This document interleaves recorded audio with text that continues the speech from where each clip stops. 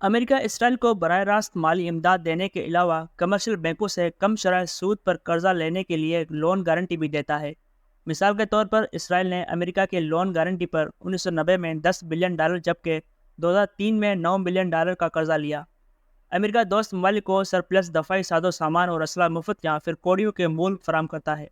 1976 کے arms export control act کے تحت اس مد میں کسی ملک کو جہازوں کے علاوہ دیگر ساز و سامان سستے داموں یا مفت فراہم کرنے کی حد مقرر کی گئی ہے، اور $250 ملین سے زائد مالیت کے ہتھیار نہیں دیے جا سکتے، مگر 5 نومبر 1990 کو اس قانون میں خصوصی طور پر ترمیم کر کے اسرائیل کو استثناء دیا گیا اور اس پروگرام کے تحت $700 ملین کا دفاعی ساز و سامان فراہم کیا گیا۔ امریکہ نے اسرائیل کی اسلحہ سازی کی صنعت کو فروغ دینے کے لیے بھی اہم کردار ادا کیا۔ مثال کے طور پر aero missile, Merkava tank, Lavi aircraft تیار کرنے کے لیے $3 بلین کی امداد دی۔ مالی سال 2004 کے امریکی بجٹ میں $136 ایرو میزائل پروجیکٹ کے لیے مختص کیے گئے۔ بظاہر اس منصوبے کو جوائنٹ وینچر کا نام دیا گیا ہے، لیکن اس سے اسرائیل ہی مستفید ہوتا ہے کیونکہ امریکہ نے کبھی یہ ہتھیار استعمال نہیں کیے۔ 2008 میں منصوبہ بنایا گیا کہ امریکہ $400 ملین خرچ کر کے اسرائیل میں اسلحہ ذخیرہ کرے گا تاکہ کسی بھی ریجنل کرائسس کی صورت میں استعمال کیا جا سکے۔ یہ اسلحہ اسرائیلی فوج بھی استعمال کر سکتی ہے، اور ایبلان کے خلاف جنگ میں اس اسلحے کو استعمال کیا بھی گیا۔ امریکہ کی سہولت کاری کی وجہ سے اسرائیل ہتھیار فروخت کرنے والے ممالک کی فہرست میں 8ویں نمبر پر آ چکا ہے۔ اسرائیل کا شمار خوشحال اور ترقی یافتہ ممالک میں ہوتا ہے۔ اسرائیل کی برآمدات $60 بلین کو چھو رہی ہیں۔ فی کس آمدن $43,700 ہو چکی ہے۔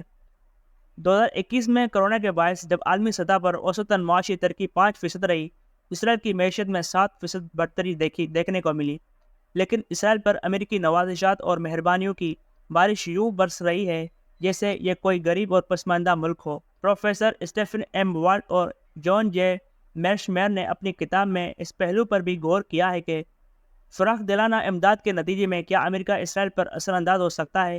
اس کا جواب یہ ہے کہ دنیا بھر کو تو امریکہ اسٹک اینڈ کیرٹ پالیسی کی یعنی چھڑی اور گاجر سے ہی ہانکتا ہے، مگر اسرائیل کے حوالے سے ڈنڈا استعمال نہیں کیا جا سکتا، بلکہ گاجروں کی تعداد بھی بڑھانا پڑتی ہے۔ امریکی مصنفین اپنی تحقیق پر مبنی کتاب the Israel lobby and U S foreign policy میں لکھتے ہیں کہ نومبر 1966 میں اقوام متحدہ کی قرارداد نمبر 242 کی روشنی میں اسرائیلی کابینہ نے منظوری دی کہ 6 روزہ جنگ کے دوران جن علاقوں پر قبضہ کیا گیا ہے وہ واپس کر دیا جائیں، لیکن اس پر عمل درآمد تب ہوا جب امریکی صدر نکسن نے ذاتی طور پر اس بات کی یقین دہانی کروائی کہ امریکہ اسرائیل کو جنگی جہاز دے گا۔ کچھ عرصہ بعد مصر کے ساتھ دوبارہ جھڑپیں ہوئیں تو 6 مارچ 1969 کو اس شرط پر جنگ بندی ہوئی کہ امریکہ نے اسرائیل کو جنگی طیارے دینے کا جو وعدہ کیا تھا اس پر جلد عمل درآمد ہوگا۔ سابق اسرائیلی وزیر اعظم شمعون پیریز جو تب وفاقی وزیر تھے، جب ان سے سوال کیا گیا کہ کیا امریکہ نے اسرائیل پر دباؤ ڈالا تو انہوں نے کہا I would say that handled us more with a carrot than with a stick. In my event, they never threatened us with sanction. Nixon کے دور میں اختیار کی گئی یہ امریکی پالیسی ابھی تک جاری ہے۔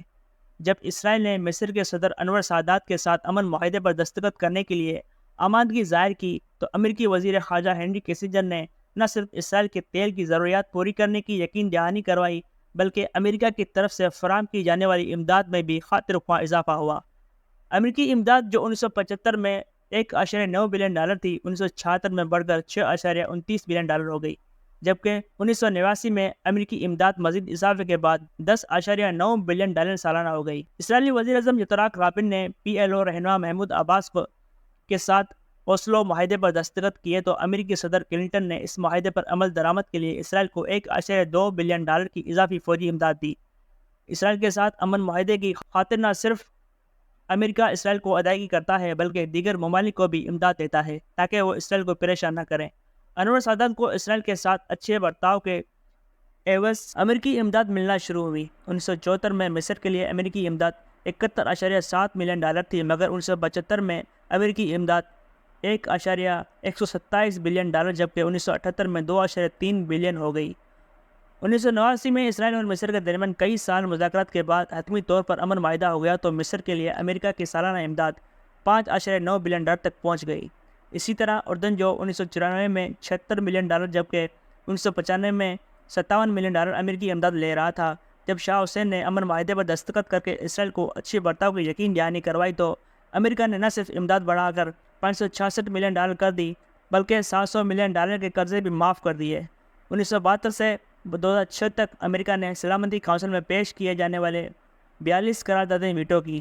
سیکورٹی کونسل کے دیگر 4 ارکان نے مجموعی طور پر بھی اتنی قراردادیں ویٹو نہیں کی جتنی امریکا نے اسرائیل کو بچانے کے لیے ویٹو کی۔